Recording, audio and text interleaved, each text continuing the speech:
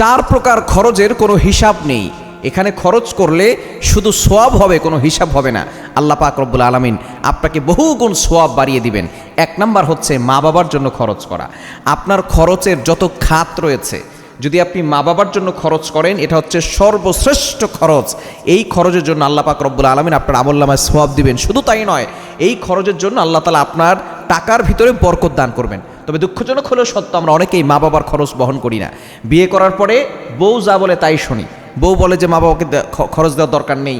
যেই সমস্ত বউরা এই ধরনের কথা বলে যে মা বাবাকে খরচ দেওয়ার দরকার নেই, আসলে সেই সমস্ত বউয়েরা জানেই না যে মা বাবাকে দিলে তার টাকায় আরও বরকত হবে, তার সংসার সুখের হবে। এজন্য মা বাবাকে দিবেন। আপনার খরচের একটা খাত আপনি মা বাবার জন্য বরাদ্দ রাখবেন।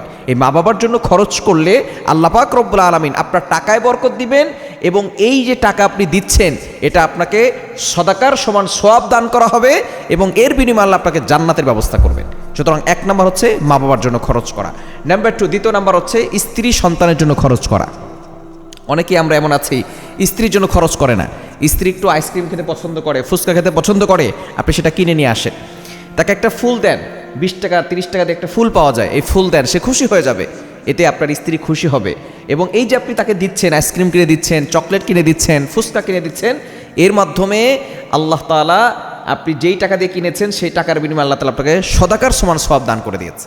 এজন্য অবশ্যই স্ত্রীর পিছনে খরচ করবেন, পরিবারের পিছনে খরচ করবেন। কিছু কৃপণ ব্যক্তি আছে, স্ত্রীকে কিছুই কিনে দিতে চায় না, বছরের পর বছর চলে যায়, একটা জামা কিনে দেয় না।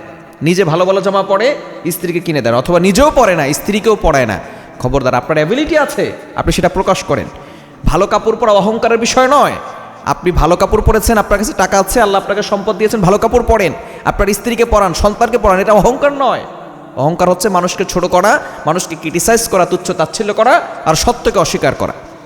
আল্লাহ আপনাকে সম্পদ দিয়েছেন, আপনি ভালো পোশাক পরেন, মানুষকে বলেন আল্লাহ আমাকে দিয়েছেন, এটা আল্লাহ শুনতে খুব পছন্দ হয়, আল্লাহর কাছে খুব ভালো লাগে। ওয়া আম্মা বিনিয়ামাতি রব্বিকা ফাহাদ্দিস, আপনি বলেন আল্লাহ আপনাকে যে সম্পদ দিয়েছেন, নিয়ামত দিয়েছেন, এগুলো আপনি বর্ণনা করেন।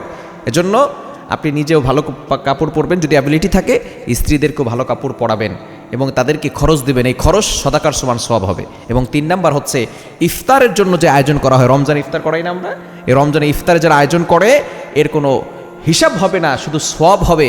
এই খরচের বিনিময়ে আল্লাহ তাআলা জান্নাতের ব্যবস্থা করবেন। এবং 4 নাম্বার হচ্ছে সাহারিতে যে আয়োজন করা হয়, এটা যদি আপনি কারোর জন্য করেন, রোজাদার আপনার খাবার খেয়ে রোজা রেখেছে, আপনি সওয়াবও পাবেন, এবং এই যে দান করেছেন এই দানের বিনিময়ে আল্লাহ তাআলা সদাকার সমান সওয়াব দান করবেন, এবং এর বিনিময়ে আল্লাহ তাআলা জান্নাতের ব্যবস্থা করবেন।